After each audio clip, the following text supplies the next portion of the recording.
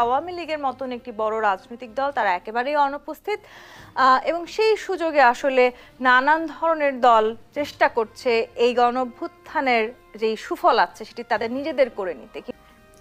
একটা জিনিসটা সত্য যে গত 15 বছর এই দেশে আওয়ামী লীগ যে রাজনীতিটা করেছে এবং যেভাবে তারা দেশটাকে শাসন করেছে, শোষণ করেছে, মানুষের গণতান্ত্রিক অধিকারকে হরণ করেছে, এই সব মিলিয়ে তাদের যতটুকু নাজুক তারা এখন অবস্থায় আছে এতটুকু হওয়ারই কথা। দেখেন আওয়ামী লীগ তো 2008 সালে তো আমার বিবেচনা 2008-এর যে নির্বাচনের মাধ্যমে তারা ক্ষমতায় এসেছিল ওটা আমার বিবেচনায় মোটামুটি একটা ভালো নির্বাচনই ছিল। সেই নির্বাচনের মাধ্যমে তারা তো জিতে এসেছে, মানুষের ভোটে এসেছে। তো মানুষের ভোটে আসা একটা দল 2014-তে এসে কি করলো, মানে টোটালি একটা গণতান্ত্রিক প্রক্রিয়ায় কিন্তু দলটা ক্ষমতায় এসেছিল 2008-এ। তারপরে তারা গুলোকে গণতন্ত্র থেকে একদম সরে গেল, একা একা করবে সব। এটা বেসিক্যালি গায়ের জোরে, এবং এই গায়ের জোরে তারা প্রতিবার ক্ষমতায় আসলো এবং ভাবলো যে এভাবে বোধহয় থাকা যায়। এখন থাকতে থাকতে 2041 পর্যন্ত একটা পরিকল্পনা তারা করেছিল যে 41 পর্যন্ত আমরা থাকবো। তো এভাবে তো মানুষের তো সহ্য ক্ষমতা আছে। মানুষকে আপনি নানা ধরনের অপমান করেছেন, নানা ধরনের বঞ্চনা স্বীকার করেছেন, এবং আওয়ামী লীগ কিন্তু মানতেই চাইতো না যে এদেশের জনগণ যে শেষ পর্যন্ত তাদের দিক থেকে মুখ ফিরিয়ে নিয়েছে। এবং এই যে চাইতো না, আমরা কি দেখলাম, দেখেন 5ই আগস্টের পর এত বড় একটা দল কাউকে কিন্তু খুঁজে পাওয়া গেল না। এবং তারা কেন পালালো? সবাই পালাচ্ছে, মন্ত্রীরা পালাচ্ছে। এই যে ওবায়দুল কাদের কি বড় বড় ডায়লগ, হ্যান করবে ত্যান করবে, অমুককে নিয়ে বিএনপি নিয়ে বলে যে বিএনপি কিছু করতে পারে না, আন্দোলন করতে পারে না, কেউ পারে না, একমাত্র তারাই। দেশের সব জনগণ তাদের সঙ্গে আছে। কোথায় উনি? উনি কোথায়? এখন এই লোক যদি থাকেও, যদি তাদেরকে কিছু নাও বলে, সে মানুষের সামনে আসবে কোন মুখে? লজ্জা সর্বত মানুষের থাকার কথা। সে এসে কি বলবে? একটা লোক তাদের জন্য কিন্তু মাঠে নামলো না। তাদের সারা দেশে এত দল, এত বড় দল, এরা এই 15-16 বছর লুটপাট করেছে, টাকা উপার্জন করেছে, মুহূর্তের মধ্যে ভ্যানিশ হয়ে গেল। সর্বশেষ নির্বাচনে তারা এত ভোট পাইলো, এতগুলি আসন পাইলো, কই এগুলি? মুহূর্তে ভ্যানিশ হয়ে গেল, কেউ কিছু বলতে পারলো না। তো এগুলো তো বোঝা যায় যে তারা আসলে একটা ফাঁপা বেলুন তৈরি করে রেখেছিল। একটা ছোট্ট আলপিনের টোকা লেগে পুরো বেলুনটাই কিন্তু এখন ভ্যানিশ হয়ে গেছে। এখন এই দল আসবে কিভাবে? আগামীতে আওয়ামী লীগ আসবে, আপনি নিশ্চিত থাকেন। আওয়ামী লীগকে আপনি উপরে, এখন অনেকে বলতেছে আওয়ামী লীগকে নিষিদ্ধ করো, হ্যান করো, ত্যান করো। ভাই আমি বলি আপনাকে, আমি কোনো দলকে নিষিদ্ধ করার পক্ষে না, কোনো দলকে না। এই জামাতকে নিষিদ্ধ করছে, আমি এটার পক্ষে না। আওয়ামী লীগ যে হিজবুত তাহরিরকে নিষিদ্ধ করছিল, আমি ওটারও পক্ষে না। আপনি কেন নিষিদ্ধ করবেন? একটা দল তাদের আদর্শ নিয়ে আসছে, তাদের আদর্শ যদি ভালো না হয়, যদি জনগণ পছন্দ না করে, জনগণ ওই দলকে গ্রহণ করবে না। ওইটাই তো ওই দলের সবচেয়ে বড় নিষিদ্ধের মতো আচরণটা হলো। তো আপনি দেখেন, আপনি জোর করে কেন করবেন নিষিদ্ধ? এটা করতে পারেন না, করা উচিত না। তো ওরকম ভাবে অনেকে আওয়ামী লীগকে নিষিদ্ধ করে চাচ্ছে। জামাতকে নিষিদ্ধ করে কি জামাতকে আপনি নিঃশ্বাস করতে পারছেন? বরং জামাত আরো পাওয়ারফুল হয়েছে, ঠিক না? তো এখন আওয়ামী লীগকে তারা নিষিদ্ধ করতে চায়, আমি তাদেরকে খালি একটা কথা বলি, এটা করতে যে আপনারা ধরা খাবেন। কিন্তু যেই জনগণ আসলে তাদের বিরুদ্ধে অবস্থান নিল, তারা আর কখনো কি এই আওয়ামী লীগকে দেখতে চায়? মানুষের সেই ক্ষোভ, সেই ঘৃণার বহিঃপ্রকাশ হিসেবে মানুষ তাদেরকে প্রত্যাখ্যান করেছে। যখন তাদেরকে প্রত্যাখ্যান করলো, তখন মানুষের সামনের বিকল্প কিছু ছিল না।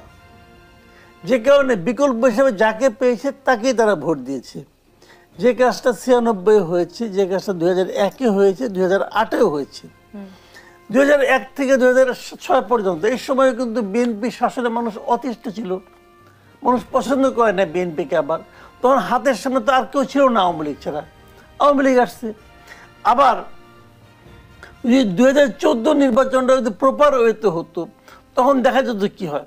কিন্তু ওই সময় তো আওয়ামী লীগ বুঝছে, তারাও বুঝতে পারছিল তারা ক্ষমতায় আসতে পারবে না। জনগণ সেটা বিকল্প খুঁজে নেওয়ার চেষ্টা করেছে, জনগণ বিকল্প খুঁজে নেওয়ার চেষ্টা করে। গণঅভ্যুত্থানের মধ্য দিয়ে আমরা যে নতুন বাংলাদেশ পেয়েছি দাবি করছি, বেশ কিছু বড় রাজনৈতিক দলকেও কিন্তু সেটি দাবি করতে দেখেছি যে তারা তাদের দীর্ঘদিনের ফসল স্বরূপ আসলে এই অভ্যুত্থান হয়েছে।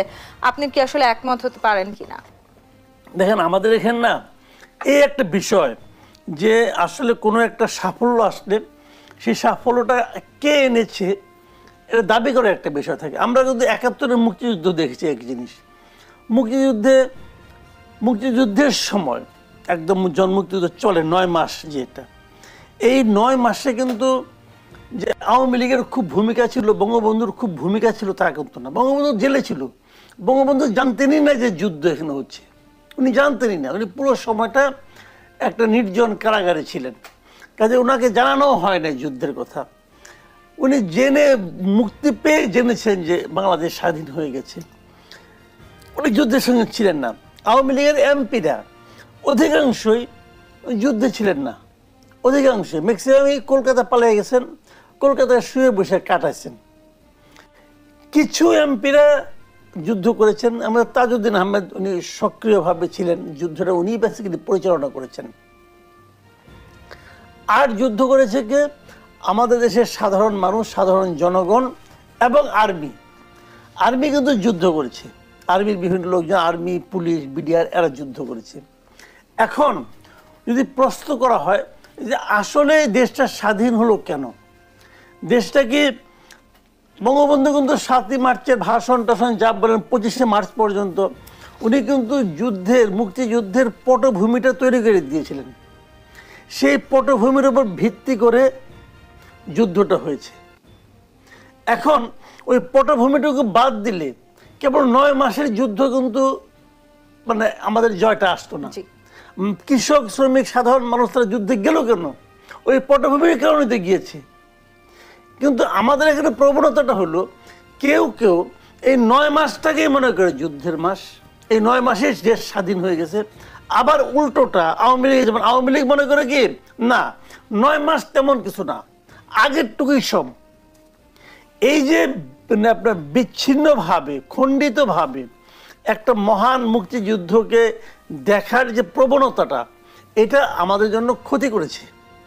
এই একই রকম ক্ষতি কিন্তু এবারও করছে বলে আমার ধারণা। কেউ বলছে যে ৩৬ দিনের যুদ্ধ, ৩৬ দিনের আন্দোলন, আবার কেউ বলছে ৩৬ দিন কিছু না, ওই সময়টাই মূল, ওই ১৬ বছরের আন্দোলন।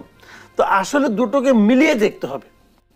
মানুষ এই আন্দোলনকে কেবল ছাত্ররা করেছে, মানুষ আসলে আপনি বলেন তো এই আন্দোলনে ঢাকা ইউনিভার্সিটির কয়জন ছাত্র মারা গেছে বলেন? একজন না। ঢাকা ইউনিভার্সিটির কোনো ছাত্র মারা গেছে? মারা যায় নাই কিন্তু। তবে নাকি ঢাকা ইউনিভার্সিটির ছাত্রদের ভূমিকার কোনো মূল্য নাই? মূল্য আছে। আবার একদম গ্রামের লোক মারা গেছে, কৃষকের ছেলে মারা গেছে, তাদের মূল্য নাই? ওটাও মূল্য আছে। কোনো একটা মূল্য আরেকটা মূল্যকে বাদ দিয়ে হবে না। যে কারণে অনেকে কিন্তু এই ধরনের প্রশ্ন করছে যে আন্দোলন তো আমরা করেছি, পুরস্কৃত তো ঢাকা ইউনিভার্সিটি পোলাপান্না হলো। এই প্রসঙ্গটা কিন্তু অনেক সময় উঠেছে। এটা ওঠাটা ঠিক কি অঠিক এটা নিয়ে এটা অন্য বিতর্ক, কিন্তু আমি ওই মূল প্রসঙ্গে আপনার আসি যে আন্দোলন একটা পার্ট না, পুরোটা মিলেই আন্দোলন। প্রত্যেকের আসলে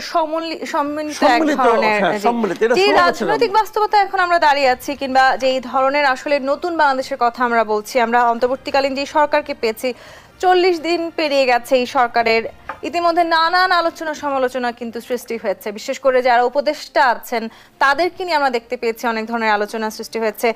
বাংলাদেশের ইতিহাসে হয়তো সবচেয়ে তরুণ উপদেষ্টা আমরা পেয়েছি এবারের অন্তর্বর্তীকালীন সরকারে। কতটুকু আসলে তারুণ্যের প্রয়োজন ছিল আর কতখানি অভিজ্ঞতার প্রয়োজন ছিল বলে আপনি মনে করেন?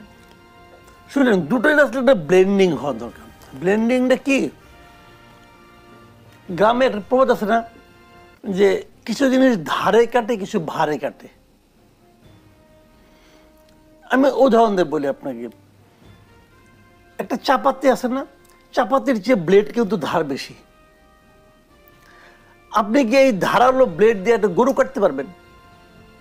পারবেন না। গরু কাটার জন্য আপনার চাপাতি লাগবে, কারণ ওখানে ভাল লাগবে, ধারে কেবল হবে না। আবার ওই চাপাতি দিয়ে কি আপনি দাড়ি কাটতে পারবেন? পারবেন না। ওর জন্য ধারালো ব্লেড লাগবে। তো আমাদের তো দাড়িও কাটতে হবে, গরুও কাটতে হবে, তাই না? তো সরকার যখন আপনি চালাবেন তখন ধার এবং ভারের একটা ব্লেন্ডিং দরকার হয়।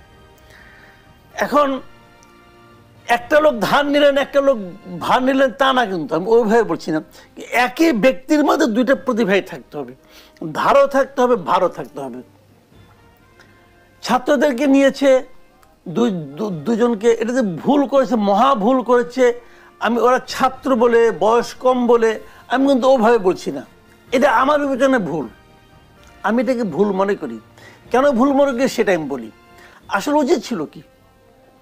উচিত ছিল, এটা তো একটা বিপ্লবী সরকার এবং এদের কাছে কিন্তু মানুষের অনেক প্রত্যাশা, অনেক প্রত্যাশা। কিন্তু আওয়ামী লীগ, বিএনপি সব মানুষ, এটা কিন্তু দলীয় প্রত্যাশা না, কিন্তু এটা একটা সামগ্রিক প্রত্যাশা।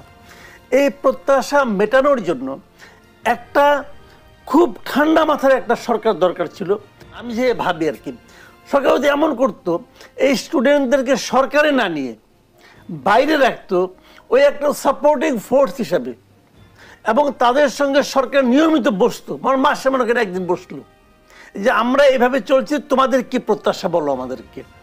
ওইখানে মনে করেন এই যে 56 জন 57 জন যে সমন্বয় গেছে, এদের নিয়েই বসলো, একদিন বসলো মাসে। তারা তাদেরকে বললো আমরা এটা চেয়েছিলাম, এটা পাইনি, আপনারা এটা করেন। তাদের গাইডলাইনটা আপনার ফলো, তাদের প্রত্যাশাটা গভর্নমেন্ট ফলো করতো।